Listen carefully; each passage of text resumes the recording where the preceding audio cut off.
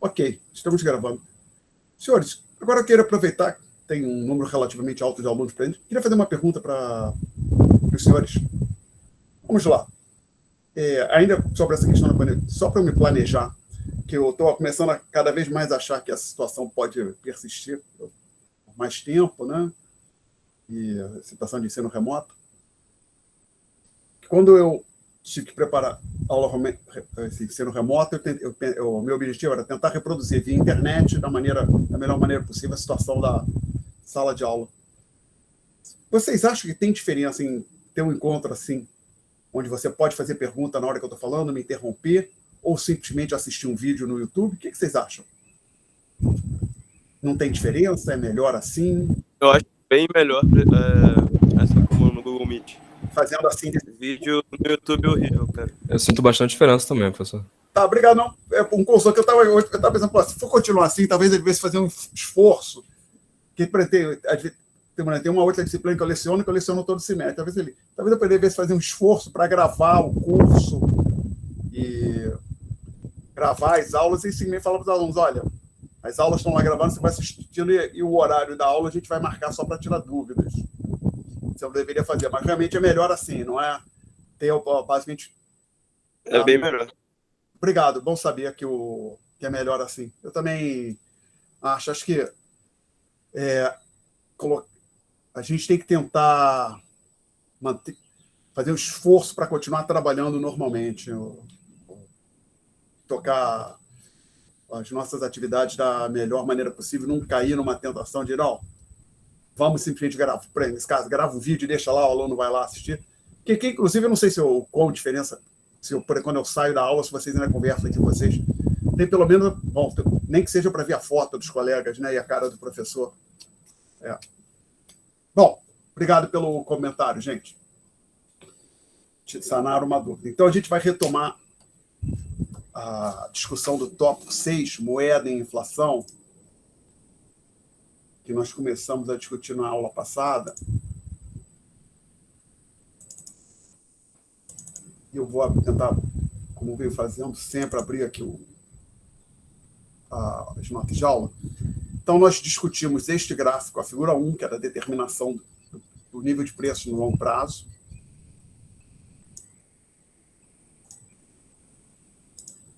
Aqui está muito grande. Acho que agora está... Cabe tudo, sim. Discutimos a figura 2, que ela é usada para discutir os efeitos para analisar os efeitos de uma expansão monetária.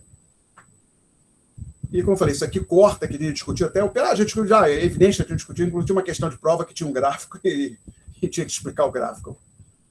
Pelo que eu vi, acho que só um aluno fez a questão, todos os outros fizeram a questão alternativa. Aí eu perguntava aqui no começo da página 3, o que acontecerá se Y crescer? Então, basicamente, quer dizer, a ideia aqui é o seguinte: o que acontece com o nível de preço, ou seja, neste gráfico, se houver uma elevação do Y. Então, vou aproveitar essa figura que está aqui, utilizá-la como ponto de partida. Só que eu tenho que copiá-la no quadro, e para isso eu preciso deste recurso, deste programinha Paint. Com sorte eu vou conseguir copiar e colá-la no quadro.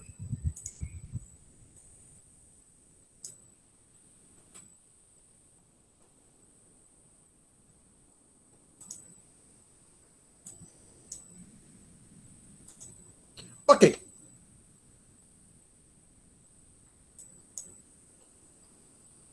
Temos a figura 1, então, que está nas notas de aula aqui no quadro. E o que a gente quer mostrar aqui, o que acontece neste gráfico quando há uma elevação no Y. Então, a ideia é o seguinte, gente, é relativamente simples. Se com Y igual a 100 as pessoas mandavam uma certa quantidade de moeda, por exemplo, essa aqui, a esse nível de preços, mantido constante o nível de preços, agora que o Y aumentou, as pessoas deveriam demandar uma quantidade de moeda maior. Eu vou chamar de, por exemplo, desculpe, quero mudar a cor. Está verde, quero azul. por exemplo, um M, eu vou chamar aqui de M2, tá? Então, olha só, tá isso para cá. Então, se o nível de preço mudar, 1 sobre P não mudasse, pessoas demandariam essa quantidade de moeda aqui. Então, o que isso ilustra para a gente é que a curva de demanda se desloca para a direita, conforme essa ilustração que nós temos aqui. Ou, colocando de outra forma, para quem não está satisfeito com essa discussão, você pode pensar o seguinte, lembra, a gente tinha falado, você pode pegar e pensar que a curva D ela é uma representação da equação quantitativa. Basicamente, você joga o V para o lado direito. E até na aula passada, eu cheguei a colocar assim, 1 sobre V vezes 1 sobre 1 barra P. Então, essa fração que eu acabei de colocar aqui, ela é igual a P, tá? Então, observe o seguinte, aumentando o Y, o valor desse mantido constante, o V e o P, o valor do M aumenta. É o que está ilustrado aqui. Tá? Então, o relevante, dito tudo isso, o relevante aqui para a gente é que essa elevação no Y, PIB ou na renda, faz com que as pessoas passem a demandar mais moeda. Ou seja, a curva D se desloca para a direita. Desta forma aqui. Então, D2. Surge um novo ponto de equilíbrio A2. E a gente marca aqui o ponto 1 sobre... a fração 1 sobre P2. Essa fração a gente chama de 1 sobre P2. Como 1 sobre P2 é maior que 1 sobre P1, nós concluímos que P2 é menor que P1. Consequentemente, essa elevação no Y, no longo prazo, tende a puxar o nível de preços para baixo, ou seja, fixada a quantidade de moeda disponível na economia. Essa aqui, ó, que não mudou. Se o PIB, se a produção da economia crescer, o nível de preços tende a cair. Perguntas? Vamos em frente, então. Você pode só repetir o segundo exemplo aí, que eu não entendi o que mudou? O que mudou ali? O primeiro é a elevação do Y, né? Esse aqui é o mesmo, elevação do Y. Esse aqui ainda é elevação do Y. Então, como o M se mantém constante? Oi? Porque o M se mantém constante. M é oferta de... Aqui, desculpe. M é a quantidade de moeda. Aí pode ser, a gente pode estar falando da demanda ou da oferta. Tá? Então, o que eu estou dizendo é o seguinte, olha, o Banco Central manteve a oferta neste patamar. Tá? Esse M1 é a quantidade de moeda que o Banco Central permite que exista na economia. Tá legal? Uhum. Então, essa não mudou. Por hipótese, esse não mudou. A gente, alguma coisa fez com que o PIB da economia crescesse. Mantido o M constante, então o nível de preço tende a cair. Entendi. Okay? Mais perguntas, senhores?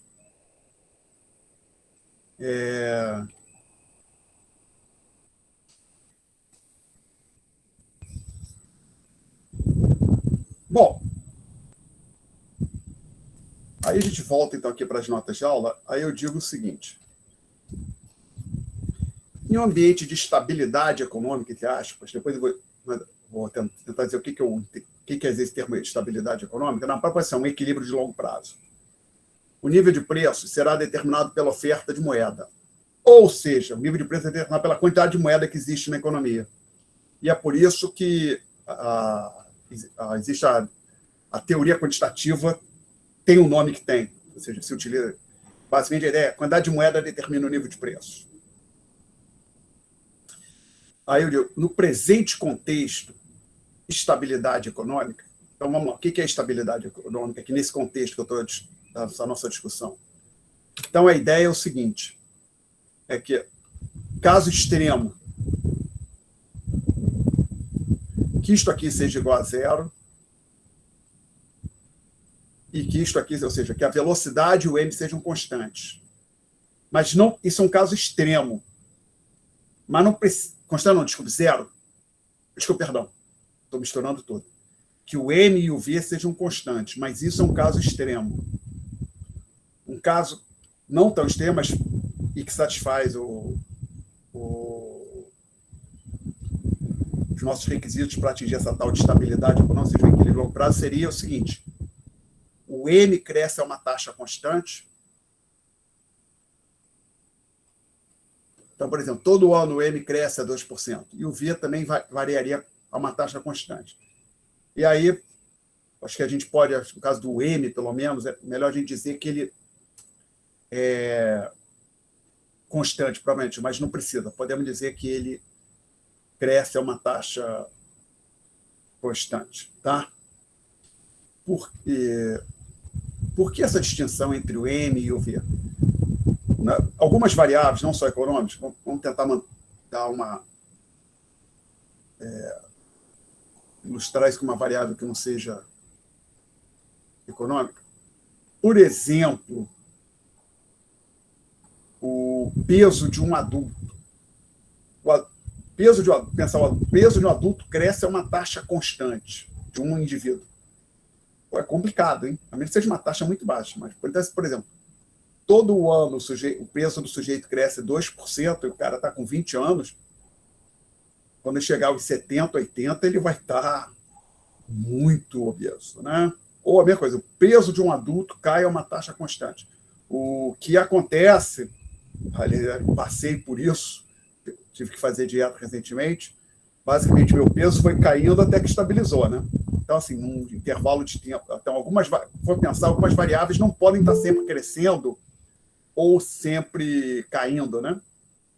Ou que, basicamente, se você diz cresce, todo ano cresce 1%, está dizendo, cresce sempre. Todo ano cai 1%, cai sempre, né? Cai até, por exemplo, peso até zerar, né? E se estiver crescendo, vai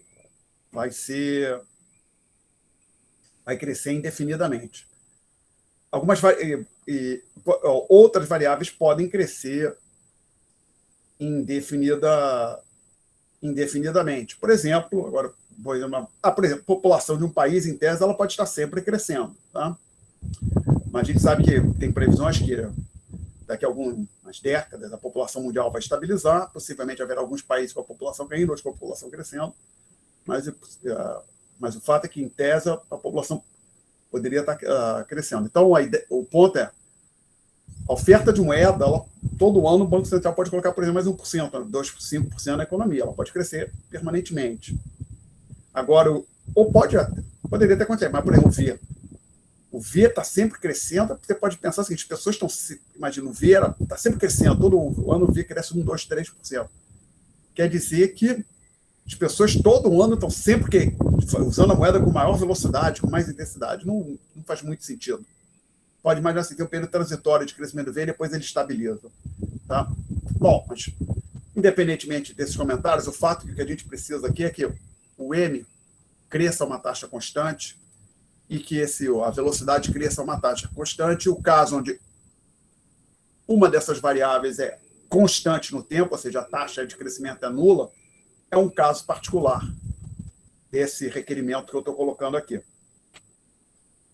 Então, eu digo aqui nas notas de aula, no presente contexto, estabilidade econômica requer que o Y e o V variem a taxas aproximadamente constantes.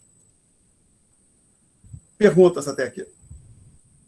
Aí eu vou fazer um desenvolvimento algébrico, esse que está nas notas de aula, eu vou fazer aqui no quadro. Então, vamos lá. Não necessariamente eu vou seguir exatamente o que está aqui. Se você não falha a memória, talvez a gente adicione alguns passos. A gente começa... Perdão, desculpe, sumiram aqui os meus... essas barras de ferramenta que eu uso. Até porque eu acho que esse software ele tem vontade própria. Não me lembro de ter fechado isso, mas o fato é que ele sumiu. Isso aqui é a paleta de pincéis que eu queria. Realmente, esse recurso que funciona como quadro, coisa maravilhosa. Sem isso, a minha vida seria bem pior.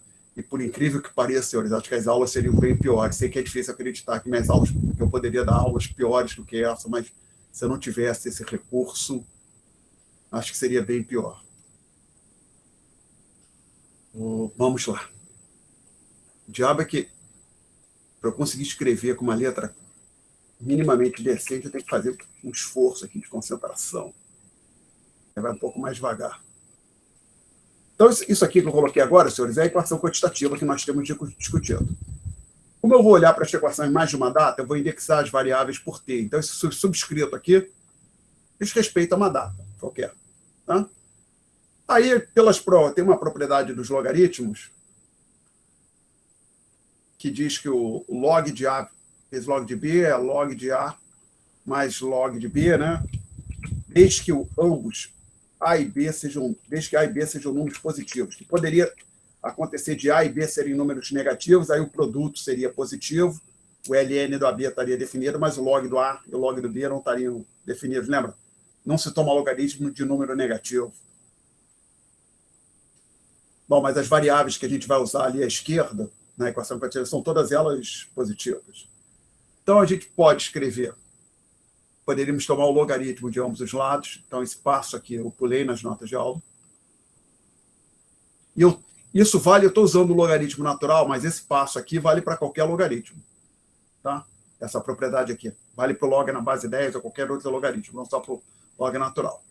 Aí você aplica aquela propriedade, aí você chega a essa equação aqui, que aparece nas notas de aula.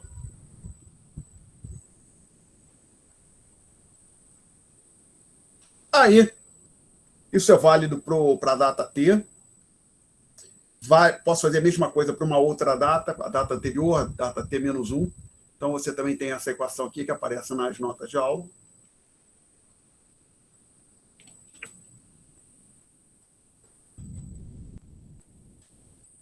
Uau! Ainda bem que existe esse recurso realmente. Deu para tocar a atividade de ensino durante a pandemia. Sem ele seria impossível.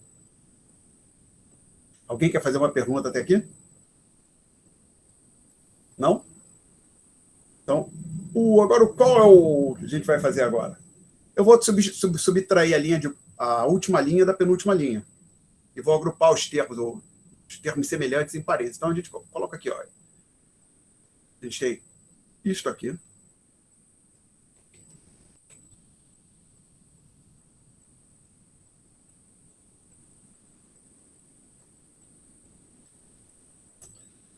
Lembrando, tudo que a gente fez até agora poderia ter feito com outro logaritmo, ou seja, um logaritmo que não fosse log natural, poderia usar qualquer outro logaritmo.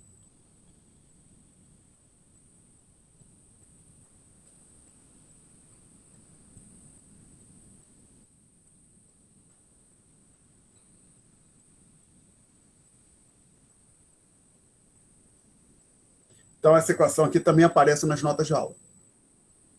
Tá? Perguntas?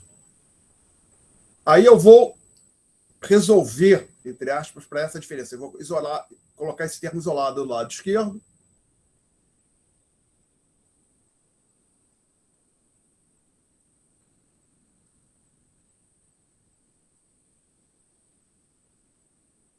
Aqui eu errei alguma coisa. Vocês são maus, hein? Eu pensei que você... Até ontem, depois da prova, eu perguntei se nós ainda éramos amigos. Vocês falaram que nós éramos amigos. E vocês não falaram que isso aqui estava errado, né? Não posso confiar em vocês. Ó, isso aqui está lá nas notas. Isso é um Y. Não é nem que tá... Quando eu olhei esse vi aqui, está no lugar errado. Mas... Não, é isso mesmo. Não errei, errei lá em cima, né? Então, desculpe. Esse V aqui está certo. Aqui tem que trocar esses dois aqui.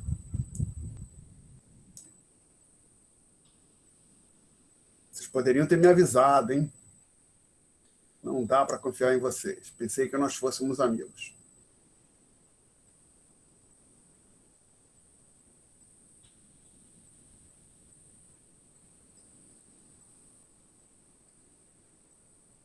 Bom, então, como eu tinha dito, vamos resolver para isolar esse sujeitinho aqui. E, então, a gente fica aqui. Isto aqui é igual ao... Só para botar na mesma ordem que as notas de aula, é isso. Tudo que está do lado esquerdo, na linha de cima.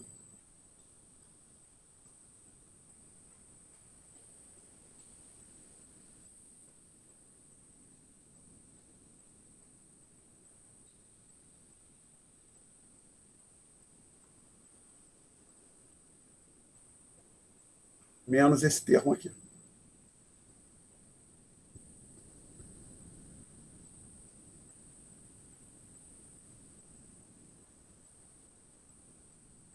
Essa expressão também aparece nas notas de aula. É a última linha antes da expressão 1. Aí eu uso o fato que a gente tinha discutido aqui, que isto aqui é aproximadamente a variação percentual do nível de preço de T mais 1 para de T menos 1 para T, da data T menos 1 para a data T. Então eu tiro o que eu chamei nas notas de aula de expressão 1, onde eu coloco isso aqui. Delta P, então a variação percentual do P é aproximadamente igual à variação percentual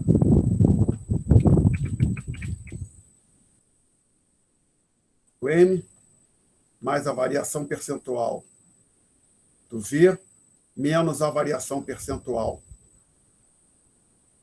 do PIB real. Perguntas? Sobre desenvolvimento, sobre essa equação 1? Então, não. Então, vou escrevê-la aqui bem grande, conforme aparece nas notas de aula. Então, variação percentual P é aproximadamente igual à variação percentual do M menos variação percentual de Y menos mais a variação percentual do V. Ok? Bom,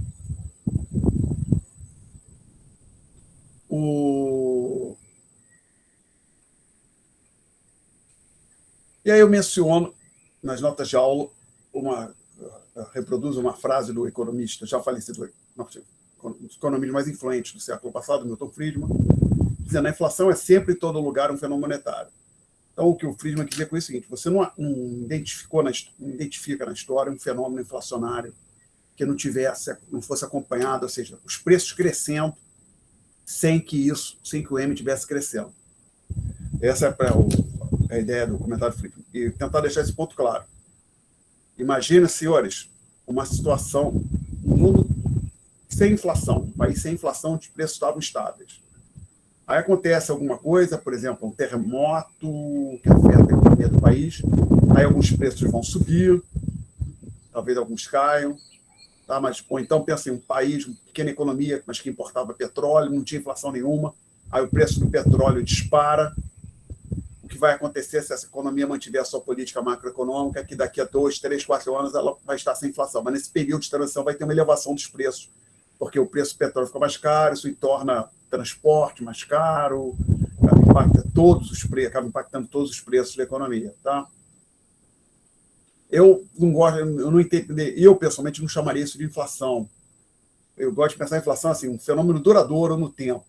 Então, assim, pensa uma sociedade onde os preços são estáveis, um belo dia os preços dobram, dali eles ficam estáveis de novo, eu não chamaria isso de inflação. Algumas pessoas chamariam. Gosto de pensar na inflação como um fenômeno de preços crescentes por um período considerável de tempo, 1 ano, 2 ou mais, décadas. Tá? Então, você não acha um episódio de explosão de preços triplicando, quadruplicando, é uma coisa, falando de preço comigo, o conjunto de preços da economia.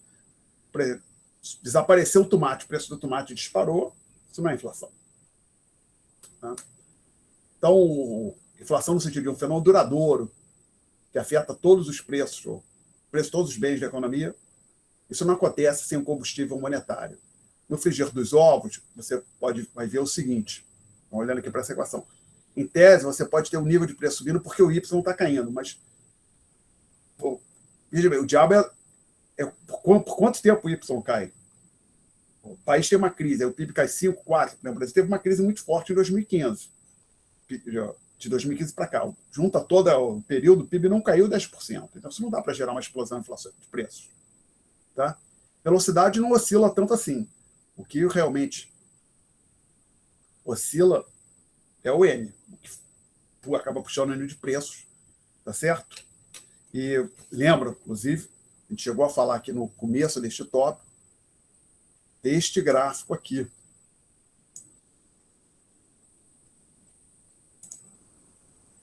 Né? Então, onde nós temos aqui base, linha pontilhada, base monetária, linha cheia, IPCA, ou seja, um índice de preços para o Brasil, de 1980 a 2000. Os dois estão andando juntos. Tá? Então, o que eu estou querendo dizer é assim, você pode quase que... Desculpa. Trazer de volta aqui para o gráfico. Para fins de entender o que aconteceu nesse período aqui, ó, até aqui, você pode até, olhando para essa equação, assumir que isso aqui é zero, que isso aqui é zero. Que essencialmente é P e M andando juntos. Para ver o que aconteceu depois, aí você precisa olhar com mais cuidado para a equação e ver o que está acontecendo, por exemplo, com Y. Depois a gente vai discutir isso com mais detalhes. Rotate left. Não, era rotate right. Então, view. Rotate right. View. Rotate right. Okay. Voltamos. Eu ir para a página 3. Então, agora vamos entrar nesta seção do livro texto chamada Dicotomia e a Neutralidade Monetária. Dicotomia é separação ou divisão em dois grupos. Então, vamos aqui fazer uma separação entre variáveis nominais e variáveis reais. O que você quer dizer com isso, Alexandre? Vou dar alguns exemplos, fica mais fácil.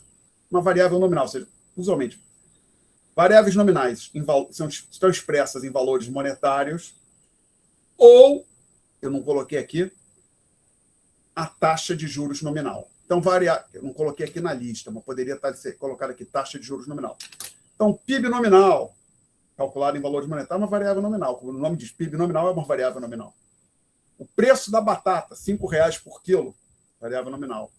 Salário nominal ou simplesmente salário, aquilo que nós chamamos de R$5.000 por mês, é uma variável nominal. Variáveis reais. Aí a gente lista, para pegar aquelas variáveis nominais, mas fazer um ajuste. Por exemplo, a variável real correspondente ao PIB nominal é o PIB real, ou seja, PIB a preços constantes. Preço da batata é o chamado, nós chamamos de preço relativo. No curso de micro, vocês discutiram preço relativo de dois bens? Chegaram a falar? Sim, creio que sim. Você lembra, Guido? Tu pode especificar mais um pouco? Não, então vamos falar aqui. Se nem foi só você que falou também, imagino que, no geral, as pessoas... Então, a ideia é relativamente assim. Pensa em uma situação que tem dois bens. Por exemplo, batata e cebola. O preço da batata é o P1, o preço da batata é o P2. Tá legal? Aí, a razão P1, P2, nós chamamos de preço relativo. Às vezes a gente coloca no plural, preços relativos. Não, mas acho que seria melhor colocar aqui no singular, porque é uma fração. Então, seria o preço relativo. Tá? Agora, olha que coisa, o que te diz essa fração? Ela te dá a taxa que você conseguiria trocar um bem pelo outro, dados os preços prevalentes no mercado. Por isso, Perdão? A gente viu isso bastante. Oi? A gente viu isso bastante em micro, sim. Ah, vocês viram bastante no curso de micro? Alguém? Bom, agora comecei, deixa eu só terminar, então, para ver alguém não lembra, alguém fez com outro professor e não discutiu. Por exemplo, P1 igual a 5, P2 igual a 15. Tá? Perdão, só trocar, porque com essa que eu coloquei aqui vai ter um terço, é mais fácil lidar com inteiros do que com frações. Tá? Então, só trocar esse preço aqui. Tá? Esse aqui vira 5. Tá? Então, pensa assim, se você tem um saco de cebola, você pode vender esse saco de cebola por R$15, e com esses R$15 você consegue comprar 3 unidades isso aqui, da batata, sei lá, eu não lembro. Vou lá, agora já que eu usei, não usar o número. Se o preço do bem 1 é R$15, você pode vender uma unidade do bem 1. Se você tem uma unidade do bem 1 em mão, você vende por R$15. Com esses R$15 você consegue comprar 3 unidades do outro bem. Então, isso aqui já deixa claro. Eu consigo trocar o bem 1 pelo bem 2 a taxa de 3. E é justamente o que o preço, essa fração aqui dá. Porque se você for calcular a fração, essa fração é 15 sobre 5, que é justamente 3. Então, o preço relativo te diz a taxa que você pode trocar um bem pelo outro. Então, esse chamado preço relativo te diz a taxa, que quantidade do bem 1 você consegue trocar pelo bem 2. Então, está relacionado à quantidade. Então, pensa em variáveis reais, ou seja, variáveis nominais estão relacionadas a valores monetários, variáveis reais estão relacionadas a quantidades. Então, o preço relativo ainda bem está relacionado à quantidade de um bem que você consegue trocar pelo outro. Salário real é o poder de compra do salário ou do salário nominal. Tá? E a taxa real de juros é o quanto o rendimento da sua aplicação financeira levando em conta a inflação. Né? Então, a gente pode separar as variáveis econômicas nesses dois grandes grupos, nominais e reais. E a chamada neutralidade monetária ocorre quando mudanças na oferta de moeda somente afetam as variáveis nominais. Então, vamos lá. Neutralidade monetária. Ela ocorre quando o governo mexe, o Banco Central mexe com a quantidade de moeda. Isso só vai impactar variáveis nominais, não vai impactar as variáveis reais. Tá? Aí eu menciono o seguinte aqui. É uma descrição razoável, mas não é exata, não é uma descrição. Em alguns casos não vai ser, mas vamos fazer como livro de texto. Vamos assumir que isso é uma boa descrição. É uma descrição razoável do longo prazo. Tá? Então, aqui uma das coisas, o governo não consegue gerar, por exemplo, um crescimento econômico permanente injetando moeda na economia. Não vai conseguir. Não é possível.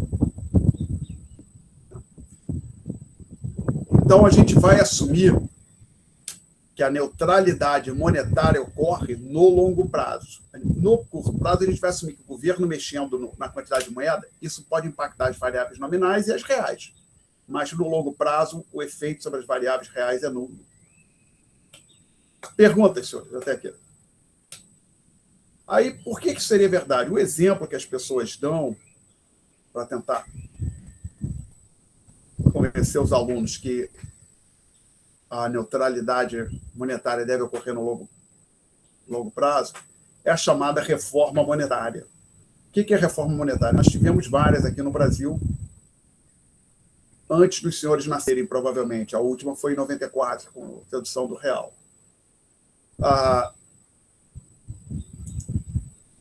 Basicamente, assim, você troca a unidade de conta da economia, troca a moeda da economia.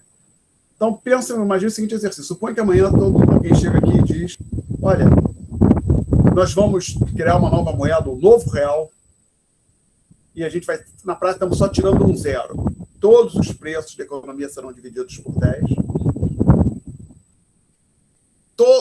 Saldo em conta corrente, aplicações financeiras, dívidas, contas a pagar, tudo dividido por 10. Salários dividido por 10. Isso deveria ter algum impacto no PIB real da economia, gente? Na nossa atividade econômica? A princípio, não, né? Ou vocês acham que deveria? Só estamos mudando a unidade de conta. A princípio, não deveria. Acho que não, também não. Poderiam até fazer o contrário, multiplicar por 10. Também não teria diferença. Ou ter que pensar assim, uma reforma monetária só assim, olha, as moedas e cédulas de reais são muito feias, vamos recolher todas e trocar por algumas novas, mais bonitinhas. Também não deveria ter impacto nenhum. Então, aqui no Brasil, nós tivemos, vamos ver que aqui eu me lembro que o Brasil teve uma, não sei se eu já era nascido, mas eu não me lembro. Foi depois do regime militar, cortaram 3 zeros da moeda nacional. Tá? Não sei exatamente em que ano foi isso, mas em algum momento o governo militar cortou 3 zeros da moeda nacional. Na verdade, talvez eu lembre quase todas que ele teve aqui no Brasil. Existia o R$1.000, aí quando foi criado o Cruzeiro, não era nascido, mas já li, não sei exatamente quando foi, eu acho que foi depois da Segunda Guerra, cortaram 3 zeros na prática da moeda nacional. Aí veio o regime militar, cortou 3 zeros do Cruzeiro na época. O Cruzeiro na época então se chamava Cruzeiro Novo, se não falha a memória, e depois o nome novo sumiu e voltou a ser Cruzeiro. Aí por que eles faziam isso? Porque devido à inflação, os preços começavam a ficar muito grandes. Por exemplo, senhores, mas atenção, hein? Eu já fui milionário, mas na moeda da época. Por exemplo, o meu salário era 8 milhões de sei lá o quê, porém a passagem de ônibus custava 2 mil, sei lá qual era a unidade monetária. Eu já fui milionário numa moeda, numa época que a passagem de ônibus estava 5 mil alguma coisa. Tá? Então, o que ia acontecendo é que os preços iam ficando muito grandes, né? Os números. E isso, né, eu me lembro que eu li uma vez, uma reforma monetária que a gente fez na época de inflação alta, foi porque os bancos, inclusive, procuraram o governo e pediram, corta zero, que esses números muito grandes nós estamos tendo que armazenar, nosso sistema já não está dando conta dos números. Que, por exemplo, a calculadora financeira mais usada no mundo, a HP12C, acho que ela tem 12 dígitos. Então, se os números começarem a crescer demais, daqui a pouco você não consegue nem uma operação comum para um banco, não seria. Alguém comprou um imóvel de sala e 3/4 na Zona Sul do Rio de Janeiro. O valor disso seria maior daria mais do que 12 dígitos. Ou seria alguma coisa, R$1 milhão, R$1,5 milhão. Aí daqui a pouco você não cabe na calculadora financeira, né? Bom, mas então, assim, voltando às reformas monetárias. Então, o Brasil acabou com R$1.000, veio o Cruzeiro, aí no regime militar cortaram 3 zeros do Cruzeiro. Aí depois, em 86, cortaram, foi embora o Cruzeiro, veio o Cruzado, cortando 3 zeros, dividindo tudo por 1.000. Aí, nesse meio tempo, teve mais 2 ou 3 aqui que eu me perco. Acho que no plano verão teve corte de 3, 89, teve um corte de 3 zeros. Aí, antes do plano real, mais uma vez, cortaram 3 zeros e criaram uma moeda chamada Cruzeiro Real, que era a que existia antes do real. E quando chegou o real, ao invés de cortar 3 zeros, dividiram tudo por 2.750. Tá? Então, a passagem do tal Cruzeiro Real para o real envolveu dividir todos os valores monetários da economia por 2.750. Tá, mas assim, agora voltando para a reforma monetária e dicotomia, não tem porquê uma mera reforma monetária tem impactos reais. Então, aí vão os livros dizem, não, mas você pode interpretar, então, uma operação de política monetária como uma reforma monetária. O governo, se ele injeta 10% de moeda na economia, como se estivesse fazendo uma reforma monetária da magnitude de... multiplicando todos os preços por 1,1, por 10%, ou seja, crescendo tudo por 10%. Agora, por que isso também não seria verdade? Então, a gente não teria dicotomia no curto prazo. O ponto central é que, veja bem, o plano real, o que aconteceu? Foi anunciado com antecedência, as pessoas sabiam que isso ia acontecer, elas tinham um período, um prazo, se não falha a memória, 1 mês, mais ou menos, para irem aos bancos, levar as suas cédulas e moedas antigas e trocar pelas cédulas e moedas novas. Tá?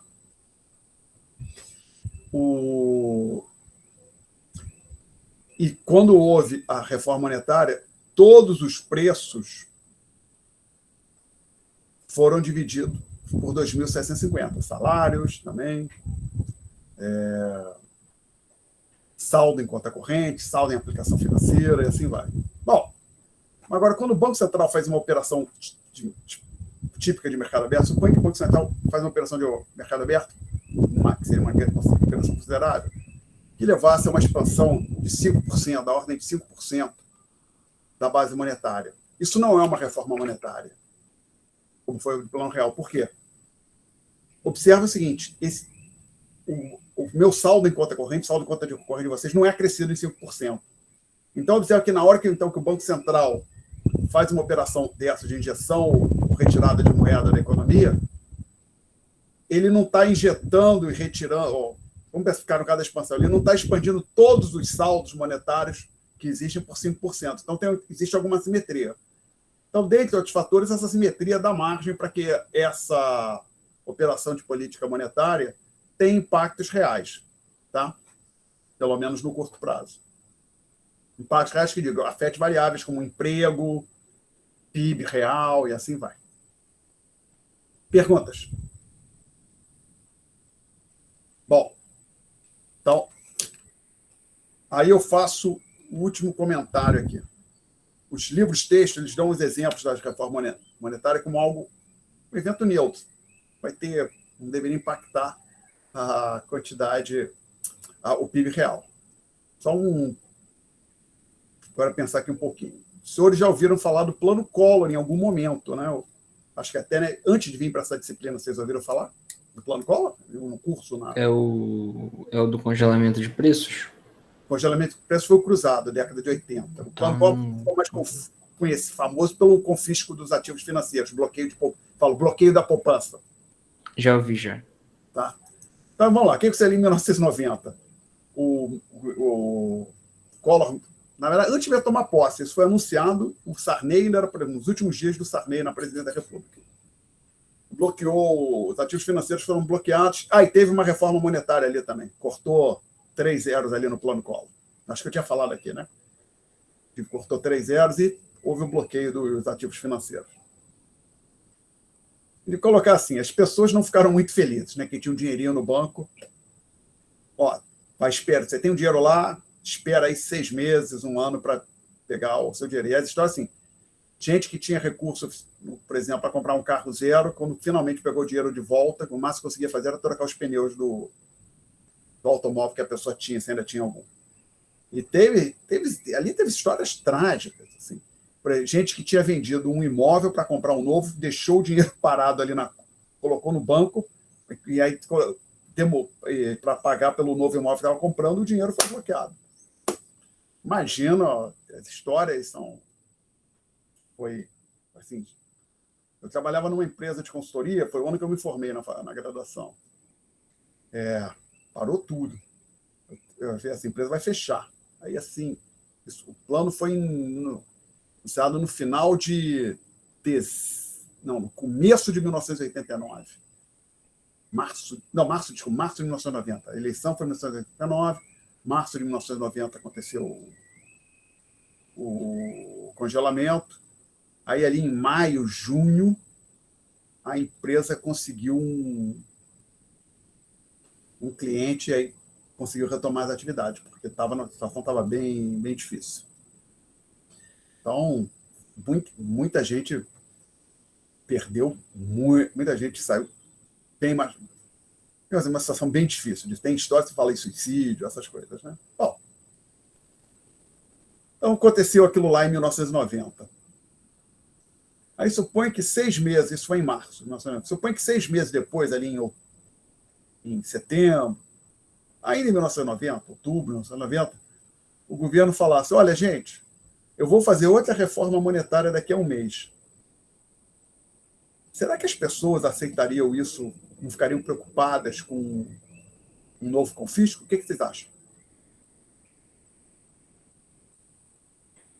Acho que o pessoal ia tirar o dinheiro dos bancos. Exatamente. Obrigado, João. Na hora que as pessoas corressem para pegar o dinheiro e sair gastando, para pegar o dinheiro para gastar e comprar coisas, né? Isso teria impacto real. Então, assim, para uma reforma monetária ser neutra, ela não pode ser associada a uma intenção de confisco ou de bloqueio de ativos. As pessoas não podem associar a reforma monetária, ou seja, cortar os zeros ou dividir por 3.000, 2.750, ou seja, a mudança na unidade. Não pode associar a mudança na unidade de conta a um bloqueio, confisco da riqueza, tá legal? Da riqueza financeira. Tá ok? Se associarem, aí o evento não é neutro. Tá? Perguntas? Bom,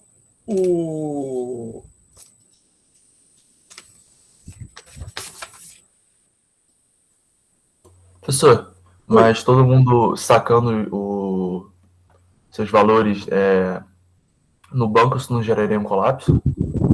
Gera. Bancos não têm condição de fazer frente a isso de uma vez só, não. É bem complicado isso. Então, assim, Já aconteceu isso? E na história, vamos lá, você está falando corrida bancária. Então, vamos aproveitar que a gente já discutiu falar. Eu até falei no tópico passado, né? Quando está falando criação de moeda, criação de M0, de M1, os bancos trabalham com reservas fracionárias, eles não têm condição de fazer frente. Se todo mundo for lá sacar o dinheiro, só o depósito à vista, que é uma fração pequena. Se todo mundo pedir, não, tira da poupança, coloca na conta corrente que eu vou sacar, ou tira do fundo, coloca na corrente que eu vou sacar, os bancos não têm como fazer frente a isso. Então, a gente já falou de corrida bancária, já aconteceu na época da Grande Depressão, houve corrida bancária generalizada nos Estados Unidos. Agora, com a crise de 2008, quando algumas instituições financeiras quebraram, houve corrida bancária, algumas instituições, E o nome corrida bancária, em inglês seria bank runs, é que no passado as pessoas, para sacarem o dinheiro, tirar o dinheiro do banco, tinham que literalmente ir pessoalmente ao banco para tirar o dinheiro, né? Hoje, a chamada corrida bancária ela pode se dar sem que ninguém vá fisicamente na agência. Você pode, por exemplo, eu estou preocupado com a solidez do banco. Eu tenho dinheiro a conta no banco A e no banco B. Acho que o banco A vai quebrar, eu entro correndo aquele lá no Internet Bank, faço uma transferência, um TED, desde que o meu limite permita, do banco A para o banco B, ou um PIX, que diabo seja. É claro, então hoje a corrida bancária pode acontecer sem se dar o fenômeno de haver uma fila na frente das agências, tá? E a corrida bancária, ela pode um tipo de corrida bancária, que é que não é tão problemático para a sociedade como um todo. Um banco pequeno, um banco relativamente, um banco que não necessariamente pequeno, mas vis-à-vis o tamanho da economia do país e o tamanho do seu sistema financeiro é relativamente pequeno, por razões bem fundamentadas ou não, e o ponto importante, a corrida bancária pode acontecer mesmo que os bancos sejam sólidos, né? O fato do banco trabalhar com reserva fracionária não quer dizer que o banco não é sólido, é na natureza do sistema bancário que os bancos trabalhem com reservas fracionárias. Então, se todo mundo, se de repente surgiu um boato, justificado ou não, que o banco X está com problema e pode ficar insolvente, quebrar e não honrar os seus compromissos, daqui a pouco os correntistas do banco X correm para sacar o dinheiro do banco X. Se o banco é relativamente modesto, não é um problema. Isso aqui no Brasil, recentemente, foi o Banco Pan-Americano, se não falha a memória, que fechou. Foi em 2014, se não falha a memória. Vou fazer aqui um Banco Pan-Americano.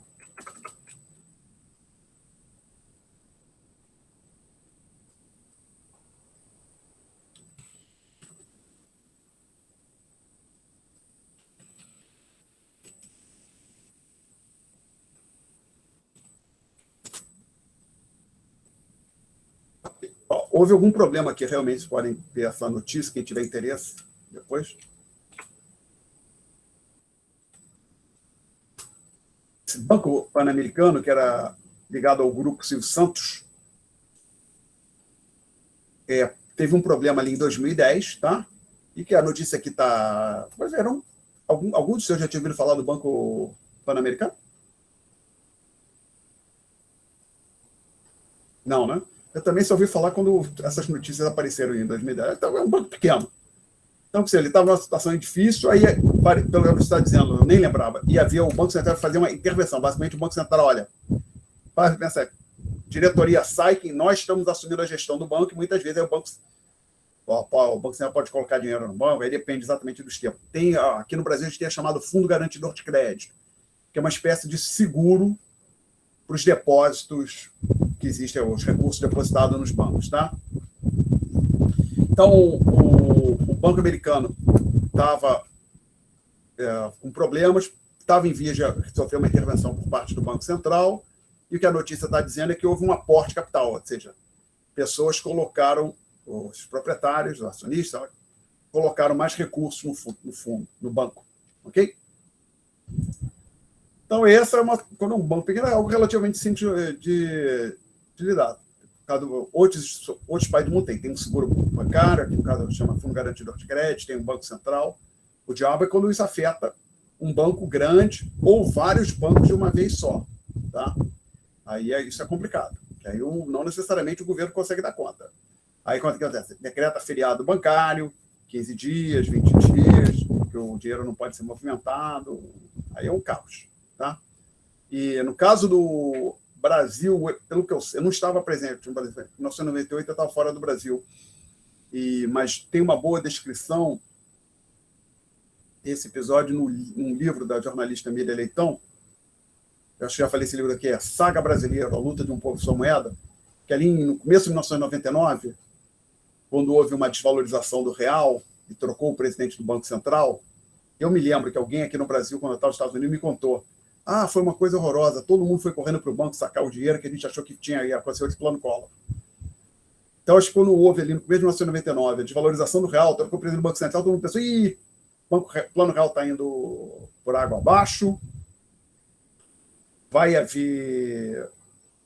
a inflação vai voltar, vai ter um novo plano Collor. Então, no livro, a Miriam deu conta que ela saiu do Rio de Janeiro para São Paulo, desceu no aeroporto de Congonhas, que fica de avião, né? Que fica mais ou menos no centro de São Paulo, não exatamente no centro, mas próximo. Aí pegou um táxi e levou, em que o táxi foi caminho, isso sexta de manhã, passando pelas ruas de São Paulo para o local que ela estava indo, ela via que na frente de todas as agências bancárias tinha fila, gente correndo para sacar dinheiro. E durante o fim de semana, no livro lá então o ministro da Fazenda, Pedro Malan, e o presidente Fernando Henrique foram à televisão, foram no Jornal Nacional, no Fantástico, falar, tentar acalmar as pessoas, e quando eles conseguiram acalmar, na segunda-feira, não havia mais corrida bancária.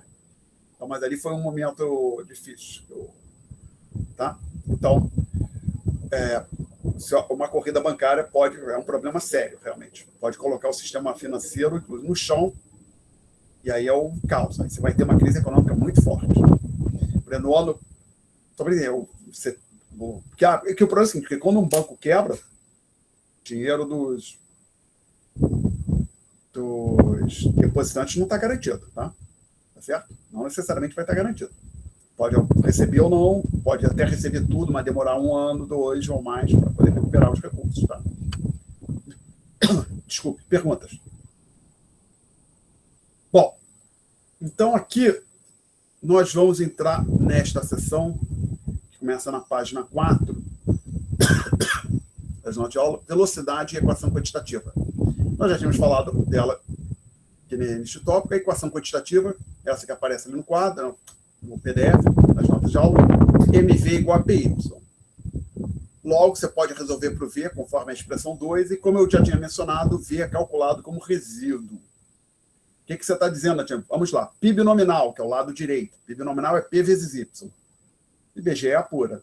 O M, que é o estoque de moeda, o Banco Central apura. Aí você então pega os dados do IBGE, os dados do Banco Central, agora é velocidade. Como é que eu calculo? Faz a conta no 2. Tá? Não existe uma... Até pode ser do Banco Central calcular um indicador de V, mas o V é calculado assim, você pega o PIB nominal, estoque de moeda, e vê qual foi o V associado. Então, alguns pontos importantes que você observa que a velocidade da moeda ela é relativamente estável, não necessariamente constante, mas relativamente estável ao longo do tempo. Aí eu peço para os senhores considerar a equação 2, aqui está errado, deveria ser a equação 1 que aparece. 1 não, desculpe. Deveria ser a equação quantitativa propriamente dito, tá?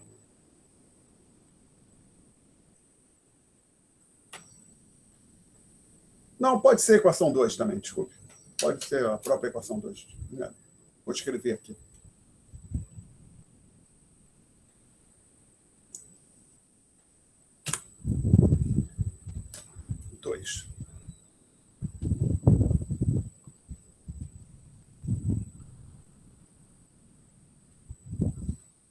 Só separei o P e o M do Y.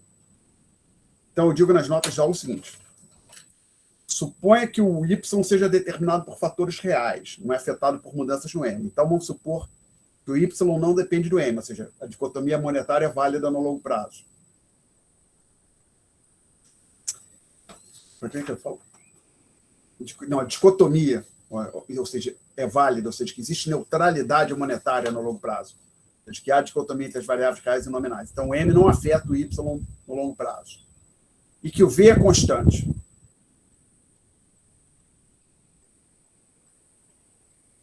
Então, se eu, por exemplo, eu aumentar o M, o que vai ter que acontecer com essa fração? Nada pode acontecer, porque se eu aumento o M, o Y não muda e o V é constante, essa fração tem que ficar constante. Tá? E aí tem um resultado aqui, se você pegar duas variáveis quaisquer, X e Z, e você fala que essa fração, duas variáveis econômicas quaisquer, por exemplo, preço, salário e preço, nível de preço, PIB e preço, você diz que essa fração é constante no longo do tempo, ou seja, à medida que o t muda, o valor da fração não muda, uma consequência disso é que o x e o z crescem a mesma taxa percentual. Então, se eu estou dizendo que aumentei o m e a fração p sobre m ficou constante, é preciso que o p cresça pela mesma taxa percentual que o m cresceu. Então, por exemplo, se eu dobrar o m, eu precisarei dobrar o p para cancelar o 2 com 2, né? E a fração permanecer constante. Perguntas? Tá? Então, aqui nas notas de aula, eu digo que os itens 1 e 2 acima sintetizam os itens 1 a 5, tem uma discussão que o autor divide em 5 partes, na página 341 do livro-texto. Então, perguntas até aqui, senhores? Temos ainda 32 minutos, não é isso? Sim. Então, fazer alguns comentários adicionais sobre a teoria TQM, quer dizer, a teoria quantitativa da moeda. Ela foi um dos pilares da teoria macroeconômica até a década de 30.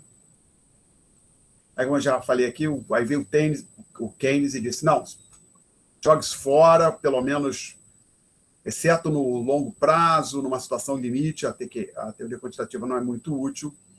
E o ponto do Keynes é relativamente simples de entender. Vamos lá, na sua versão mais simples, mais fundamental, mais básica, a teoria quantitativa é expressa desta forma. Você tem essa equação aqui, MV igual a PY. Aí o que algumas pessoas estavam comentando, mas olha o que está acontecendo aqui nesse período da Grande Depressão.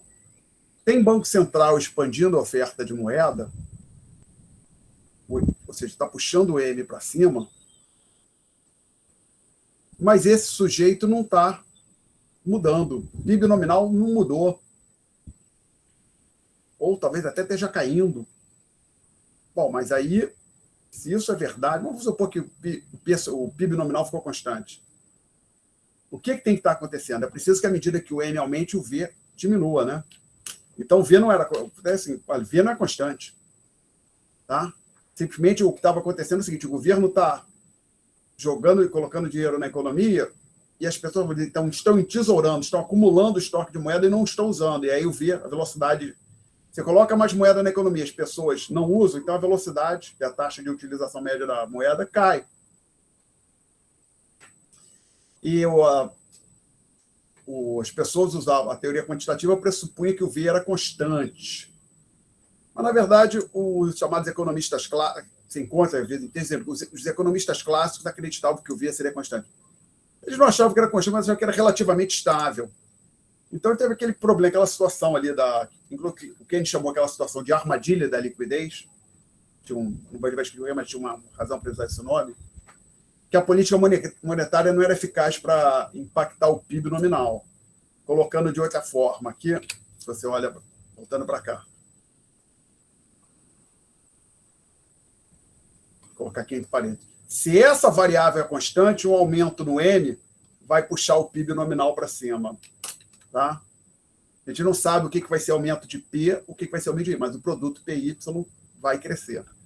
Então, a armadilha da liquidez era aquela situação no qual, ao contrário do que acontecia usualmente, o aumento em M não conseguia, não levava a um aumento do PIB nominal.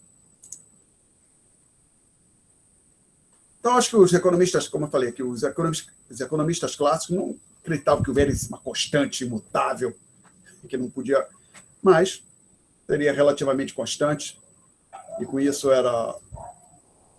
isso era um dos pilares da teoria econômica.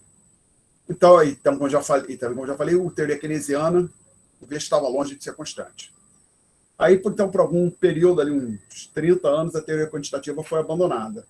Até que veio o Milton Friedman, que ficou conhecido como uma reconstrução da teoria quantitativa da moeda em 1956. Então, o que o argumento do Friedman é o seguinte, olha, o V não é uma constante. O V é uma função estável de algumas poucas variáveis econômicas. Por exemplo, aqui nas notas eu coloquei alguma coisa assim. V é a função de... O V depende da taxa de inflação, do PIB, de algumas outras variáveis que eu sei por exemplo, esse tipo, V igual a uma constante 10, menos 5 vezes a taxa de inflação, mais 0,1 vezes o PIB real. Alguma expressão desse tipo, poderia ter um produto do YP, tá? Então, um exemplo simples do que seria uma função relativamente estável. Então, com essa reconstrução do Friedman, a teoria quantitativa voltou a ser utilizada, e pelo menos para o longo prazo, a gente vai discutir isso mais à frente, ela torna uma boa explicação para a trajetória dos preços. Perguntas até aqui? Então, tem uma seção interessante aqui no livro,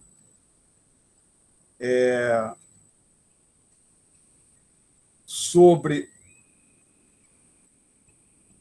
hiperinflações na Europa durante as duas grandes guerras. Então, o título da sessão é Estudo de Caso, Moeda e Preços durante 4 hiperinflações. O Menkel olha para o que aconteceu na Áustria, na Hungria, na Alemanha e na Polônia da década de 20. Quem tiver o livro em mãos, pode dar uma olhadinha na figura 343,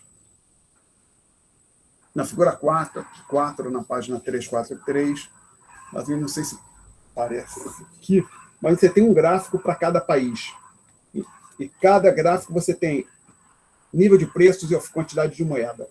Este gráfico aqui, eu consigo colocar o dedo nele, este aqui, é para a Alemanha, que foi a mais forte das hiperinflações, dessas 4, no sentido que os preços subiram mais, dessas 4 hiperinflações. Até menciono. Aí, o que ele tem no eixo vertical é um índice de preços. Tá? Não, desculpa, não é só índice de preço, ele está mensurando um índice para ir para o preço e para a quantidade de moeda. E o interessante, o assustador, é a escala no gráfico da Alemanha. Depois vocês podem olhar. O maior número marcado na escala horizontal é igual a 10 elevado a 14. Isso quer dizer 100 trilhões. Então, o nível de preços que era igual a 1, não, que era igual a 100 em 1921, quando chegou em 1924, era da ordem de 100 trilhões. Qual é a variação percentual disso? Essencialmente, 100 trilhões menos 100%. Arredonda de 100 trilhões por cento na prática. Tá? A hiperinflação foi absolutamente brutal na Alemanha.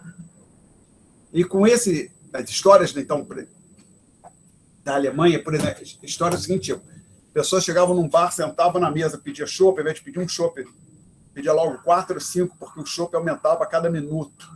Então era mais barato.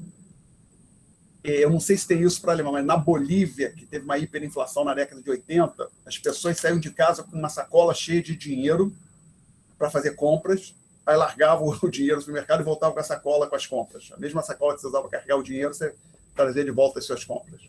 Era o caos completo. Tá? A gente não chegou a esse estágio aqui no Brasil, apesar de ter lidado com inflações extremamente elevadas. Tá? Perguntas? Então,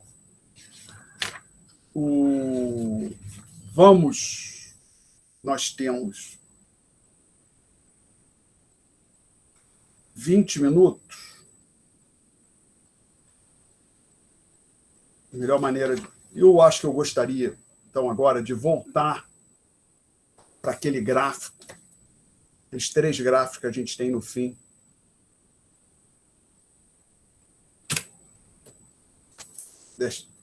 No final do PDF, as notas de aula para este tópico,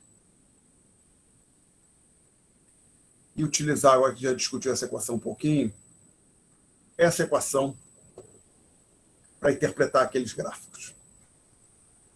Tá? Lembrando que a gente também tem uma equação, que é chamada equação 1 das notas de aula, onde está dito aqui que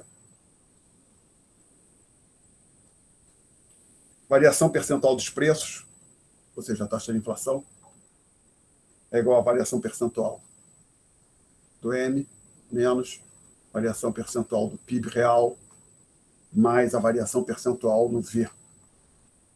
Tá? Então, vamos olhar aqueles 3 gráficos aqui no fim.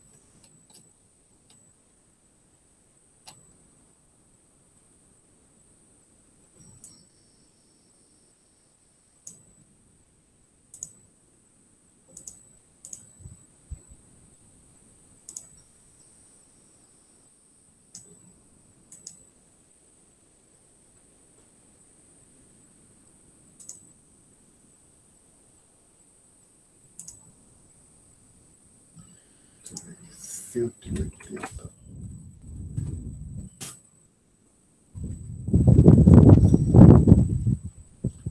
Está dando para os senhores ver ou ficou muito pequeno? Vocês estão conseguindo enxergar bem? Dá pra ver sim. Dá para ver? Vocês estão conseguindo enxergar? Ok. Então vamos lá. Então, como eu tinha falado, temos aqui um indicador de preços e base monetária, um índice para cada variável, né? Então, basicamente, eu peguei o índice de preço, dividi todos pelo índice de preço do primeiro mês, para a série sair de 1. Base monetária, dividi toda a série da base monetária pelo valor da base monetária no primeiro mês, aí sai tudo de 1. Tomei o logaritmo natural, ok? E aí, e ao fazer as duas séries saírem de 1, elas saem juntas. Você pode ver que no gráfico os gráficos do Mac também faz as duas séries M e P saírem do mesmo lugar. E aqui nesse gráfico que vocês têm aqui, a escala vertical é o logaritmo. O Menkel não usou o logaritmo natural, log natural aqui no eixo vertical. O Menkel não usou o log natural, tá? Mas o que a gente vê aqui então, aqui para nós é que as duas séries realmente estão andando juntas. Então, você pode até, de maneira simples de interpretar o que está acontecendo até aqui, é que você pode até, olha, na prática você pode dizer que isto aqui foi 0, ou que isto aqui foi 0, ou que pelo menos que esse termo aqui foi igual a 0, e que na prática você tinha preços crescendo a mesma taxa que o M. Tá? P e M andando bem juntinhos. Tá? Mas o que tem aqui, o que aconteceu depois? E aqui foi o plano real, tá? O que acontece depois? Continua andando junto aqui por um período e depois começa a separar. A base monetária começa a crescer um pouco mais rapidamente, apesar das duas, tanto base monetária como preço, continuam crescendo, só que bem mais vagarosamente do que antes do plano real, né? E vai abrindo uma distância, parece que entre as duas séries, né? Então, claramente abriu. Talvez aqui tenha parado de abrir, mas o fato que surgiu uma distância entre as duas séries. Então, eu quero entender o que está acontecendo. Então, agora, meu foco é daqui para cá. Então, o que eu faço pode interpretar, o próximo gráfico, eu vou dar um foco, né, nesse pedaço aqui, focar, né, nessa região. Então, o que eu faço? Eu pego IPCA e bases monetárias. Lembra, o plano real foi julho de 94, ignorei os primeiros meses da estabilização, olhei de janeiro de 95 até dezembro de 2018. De novo, eu faço as duas séries saírem de 1 no primeiro mês. Tá? Então, elas saem juntas. Então, o que a gente tem aqui? A base monetária é a linha pontilhada, e vocês podem ver que ela tem muito mais picos e vales do que o nível de preços. Ela é mais volátil, inclusive ela tem o que se chama uma sazonalidade. Vocês podem ver que tem aqui tem um pico em 13, depois um pico com 37, ou seja, depois de 24. Aí, se você 37 mais 24 61, tem outro pico. Então, você sempre tem um pico. Na verdade, o pico, na verdade, se for olhar, cuidado de 12 em 12 meses, mas é que aqui, não sei, alguma coisa aconteceu aqui que não teve um pico. Mas normalmente tende a aumentar. Então, por exemplo, aqui seria em 73, tem 73 mais 12 é 85, um outro pico aqui. 85, 97, outro pico. Então, e normalmente esse pico é novembro, se não me falha a memória. Então, pessoal, 99% seria em novembro, só não digo com certeza, porque. Não, mas podemos até olhar, né? Aqui, 13 aqui, ou então, na verdade, janeiro, talvez. O pico seja em dezembro ou janeiro, o pico da base monetária. Mas, normalmente, é dezembro, o Banco Central, devido ao chamado 13º, o Banco Central, sazonalmente, injeta moeda na economia, a política monetária é mais folgada ali em dezembro. Bom, então, efetivamente, as duas séries têm uma tendência de crescimento, mas foi surgindo uma distância, um afastamento entre as duas séries. Aí, teoria quantitativa não funcionou. A primeira coisa que as pessoas que não gostam da teoria quantitativa dizem: esse joga fora o manual do Menkel, não presta para nada. Uau! Devagar com dor, meu cara. Devagar com dor. Por quê? Vamos lá. Vamos tentar entender, por exemplo, vamos supor que a velocidade é constante. Então, que esse termo aqui é zero, tá? Suponha que esse termo é zero. Então, a gente cairia, assumindo por simplicidade que o V é constante, que a taxa de inflação é igual à variação do N menos termos percentuais, variação do Y. Ou, colocando, pode ser evidente, colocando de outra forma, que o delta M, em termos percentuais, é igual a isso aqui, a variação dos preços, mais a variação do PIB real. Tá? Estou assumindo que isso aqui, por simplicidade, eu assumi que esse termo aqui é zero. Hein? Então, o que isso quer dizer? Por exemplo, se isso aqui é 3 e este aqui é 2, aquela outra variável vai ser 5. Tá? Então, em particular, se a economia está crescendo, o PIB está crescendo, é natural que o M cresça mais rápido do que uma taxa maior do que o P. Isso é uma consequência da teoria quantitativa. Lembra, às vezes diz que assume que o Y é constante por simplicidade, para fazer algumas discussões, mas vou pensar, no longo prazo, toda a economia, quase toda a economia do mundo tem que crescer, inclusive a brasileira. Então, eu pensei, quando eu olhei para isso aqui, eu pensei, olha, tipo, a melhor coisa que a gente tem que fazer para entender isso aqui, a primeira coisa que eu vou tentar fazer é colocar um indicador de atividade econômica. Aí eu queria um indicador de atividade econômica. O meu pequeno problema é que eu tenho dados mensais aqui. O IBGE calcula PIB trimestral. PIB mensal o IBGE não calcula. Tem entidades que tentam criar indicadores de PIB ou de mensais da atividade econômica. Eu peguei, então, um indicador do Banco Central do Brasil, chamado IBCBR, que é como se fosse, pensa assim, é uma estimativa do PIB mensal realizada pelo Banco Central do Brasil. Agora, o pequeno problema é que, olha só, esse aqui começa em 95. O IBCBR só tem de janeiro de 2003 para cá. Então, eu peguei este gráfico aqui, só que não pus de janeiro de 95, fui de janeiro de 2003 em diante, e, de novo, eu coloquei todas as séries saindo de 1 no primeiro mês. No logaritmo natural, todas saindo de 0. Então, o que você tem aqui? Eu tenho linha cheia, o IPCA, linha pontilhada, a base monetária, então você tem a base monetária, a linha pontilhada se afastando da linha cheia, e mais uma linha pontilhada com um pontilhado mais grosso é um indicador assim, base barra IBCBR. Tá? Por que isso? Então, olhando aqui para a equação quantitativa, essa aqui,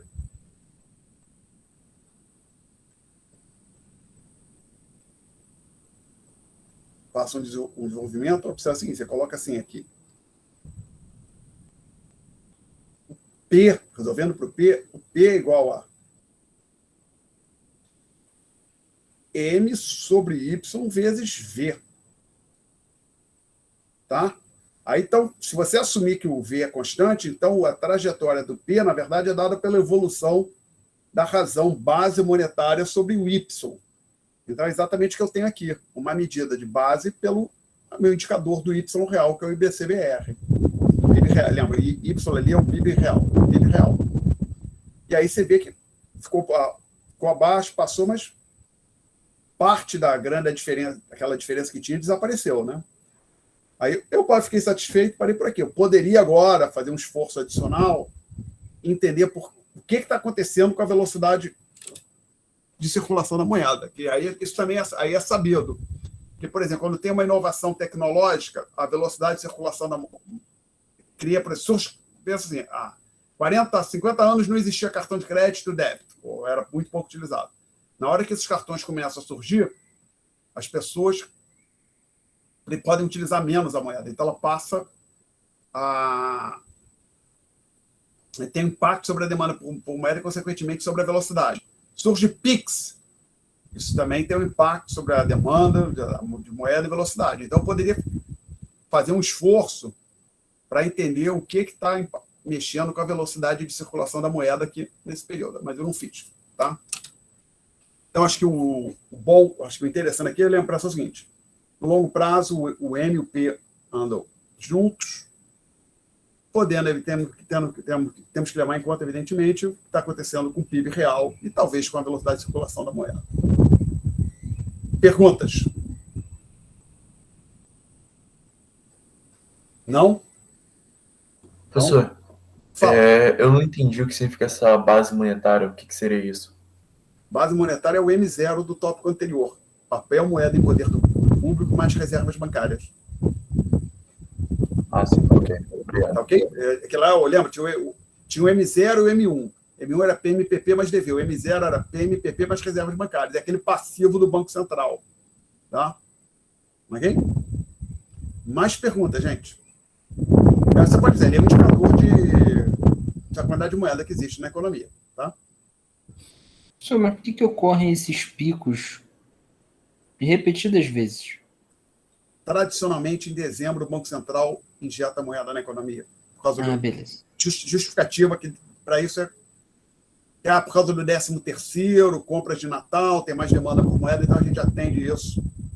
Demanda por crédito também, que às vezes tem empresas que pegam dinheiro emprestado para pagar o 13º, então ele afrouxa a política monetária, ou seja, injeta moeda na economia em dezembro. Tá? Tá bom, entendi. Ok? Mais perguntas, gente?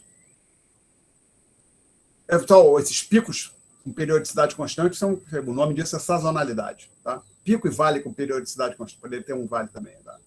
A gente vê aqui, então, usualmente é um pico. Né? Bom, perguntas.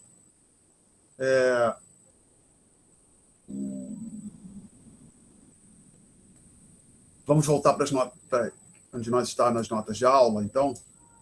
Eu tenho que view, rotate para a direita. Tá. Então, nós chegamos até aqui, liquidamos a página 4, vamos entrar na página 5. Então, eu vou fazer uma pequena, visto que nós temos 11 minutos, eu vou fazer uma pequena troca de ordem. Essa sessão, o imposto inflacionário, neste momento eu vou pular, terça-feira eu começo a aula discutindo este tópico específico. Vou falar rapidamente do efeito Fischer, que nós já tínhamos falado dele en passant aqui. Então, vamos lá, efeito Fischer. Então, lembra, quando nós falamos de taxa de juros real e nominal, nós tínhamos mencionado, olha, taxa de juros real, que aqui é o Rzão, não, desculpe, nominal, Rzão, Rzinho, taxa de juros real, e Pi, taxa de inflação, essas três variáveis se relacionam dessa forma, é a fórmula exata, versão aproximada para essa relação. Esta expressão aqui, Rzão, é igual, taxa nominal de juros é igual a taxa real de juros mais π. O efeito Fischer diz que um aumento na taxa de crescimento da oferta de moeda, ou seja, a oferta de moeda vinha crescendo 1% ao ano, passou a crescer 2%, leva um aumento idêntico no π e no R, no Rzão, sem afetar o Rzinho, ou seja, o Banco Central passou a injetar a moeda mais rapidamente na economia e isso vai impactar, no longo prazo, o π e o R. Tá, agora, aqui não está dito. Deveria ser dito o seguinte, se bem que todo esse capítulo é sobre o longo prazo, mas acho que valeria a pena colocar um comentário aqui, que isso é para o longo prazo.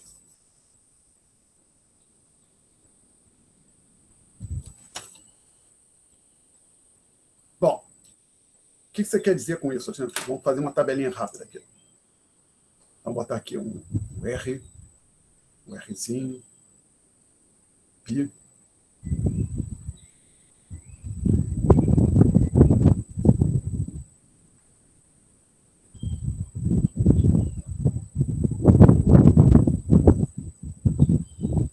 Então, suponha que, por exemplo, está na situação aqui, taxa de juros de 2%, taxa de inflação de 3%,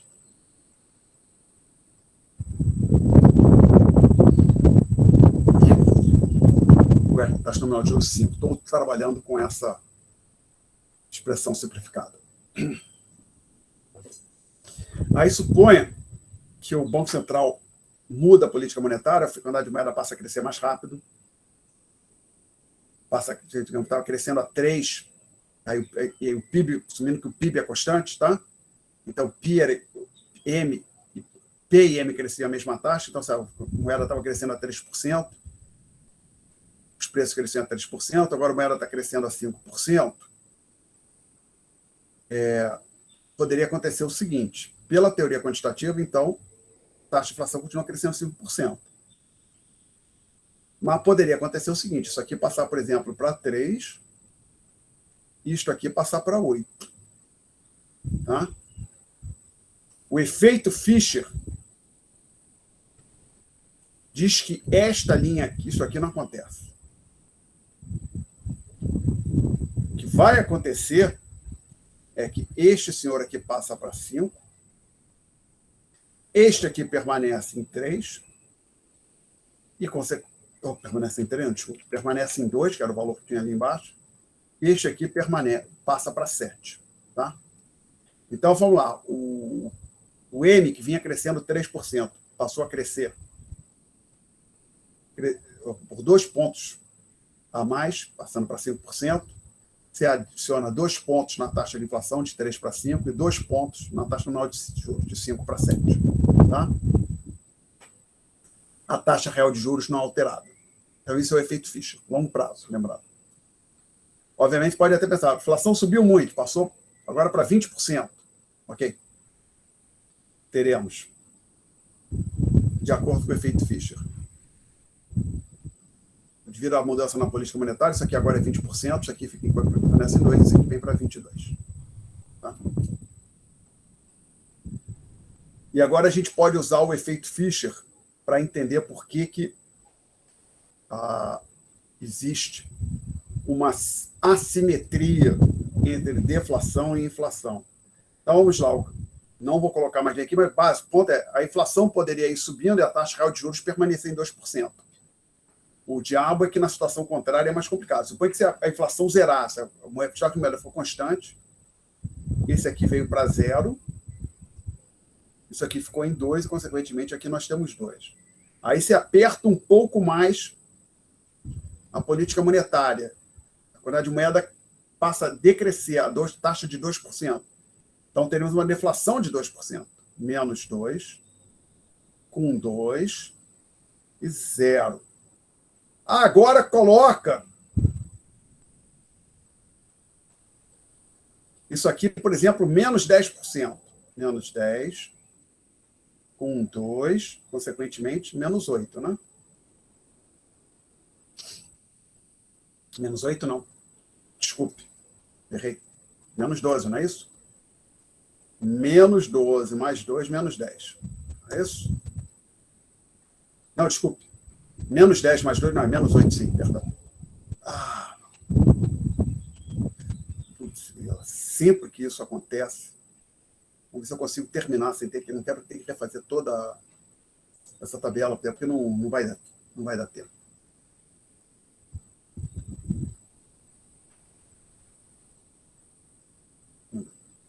Vocês estão conseguindo ver ainda, gente? Então, sim. Tá. Não, não vou ter. Ok. O diabo é que o software, quando eu bato na rodinha do mouse, dá um zoom mesmo, sem querer bater. Eu não consigo reverter o zoom. Não consigo, por exemplo, centralizar a figura de novo.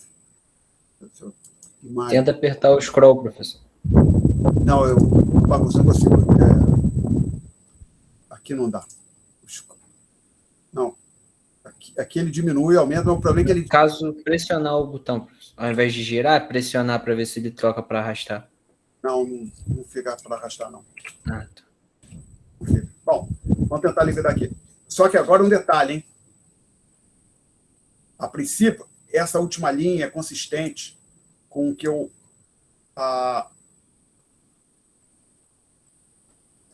Só que ela não pode acontecer também.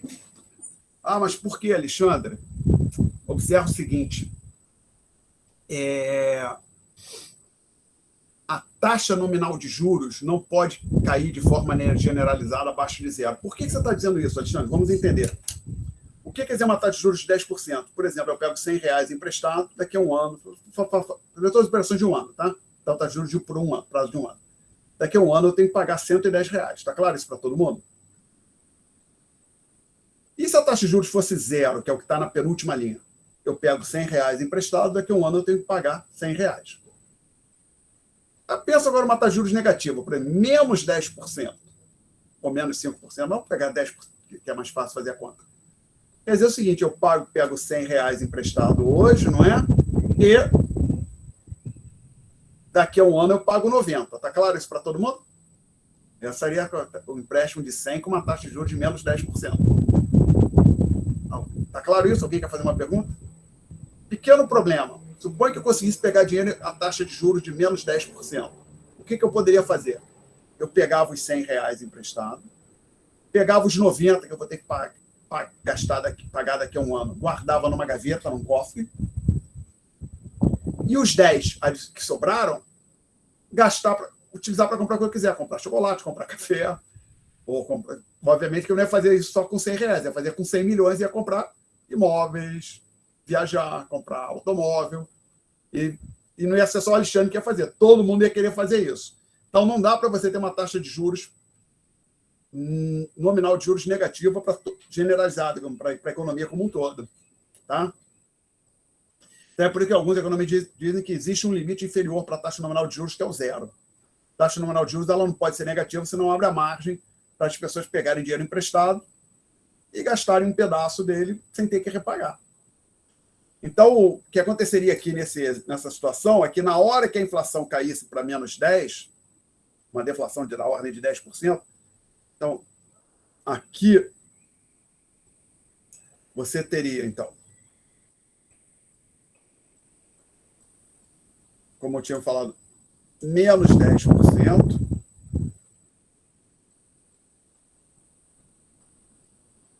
A taxa de juros ficaria em 10. 10 não, desculpa, em 0.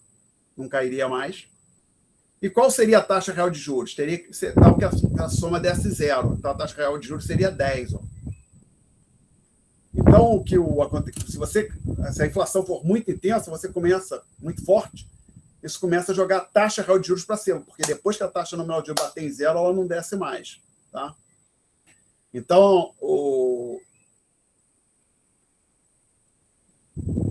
inclusive, o efeito Fischer para de funcionar numa situação de deflação. Ele funciona perfeitamente para cima, funciona para baixo até a taxa nominal, até você chegar aqui, mas a taxa nominal de juros para de funcionar. E aí, inclusive, agora o ponto que eu estou dizendo é o seguinte: é por isso que inflação e deflação não são fenômenos simétricos. A inflação pode subindo indefinidamente, a taxa de juros real de juros ficar constante, porém não dá para a inflação cair indefinidamente, ficar negativa e cada vez mais com valores absolutos, cada vez maior, cada vez mais negativa, sem que isso impacte a taxa real de juros. Na hora que a taxa real de juros começa a subir, isso começa a ter impacto sobre os investimentos das empresas, a acumulação de capital e assim vai. Tá? Então é por isso que, usualmente, as deflações são associadas a períodos de desaceleração da atividade econômica. Tá? Perguntas, senhores?